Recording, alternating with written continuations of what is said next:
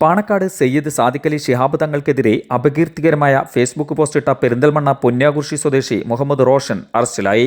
സാദിഖ് അലി ശിഹാബ് തങ്ങളെ അപകീർത്തിപ്പെടുത്തിയെന്ന് കാണിച്ച് പാണക്കാട് മോയിൻ അലി തങ്ങൾ നൽകിയ പരാതിയിലാണ് പോലീസ് കേസ് രജിസ്റ്റർ ചെയ്ത് അന്വേഷണം നടത്തി പ്രതിയെ കഴിഞ്ഞ ദിവസം അറസ്റ്റ് ചെയ്തത്. കഴിഞ്ഞ ജനുവരി 31-ന് പാണക്കാട് മോയിൻ അലി തങ്ങളെയും സുഹൃത്തിനെയും പെരിന്തൽമണ്ണയിലെ ഒരു മാളിലേക്ക് വിളിച്ചുവരുത്തി സാദിഖ് അലി തങ്ങളുമായി ബന്ധപ്പെട്ടതാണെന്ന വ്യാജേന ചില ഫോട്ടോകളും വീഡിയോകളും പരാതിക്കാരന് കാണിച്ചു കൊടുക്കുകയുണ്ടായി.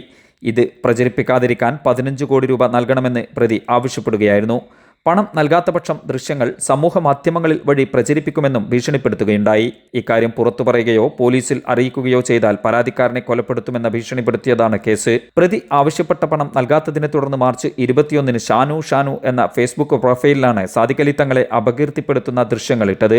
മനഃപൂർവ്വം കലാപമുണ്ടാക്കാൻ ലക്ഷ്യം വെച്ചും പരാതിക്കാരനും കുടുംബത്തിനും മാനഹാനി ഉണ്ടാക്കാനുമാണ് പ്രതി ലക്ഷ്യം വെച്ചതെന്നും CI സുമേഷ് സുധാകരൻ രജിസ്റ്റർ ചെയ്ത കേസിൽ വ്യക്തമാക്കിയിരുന്നു.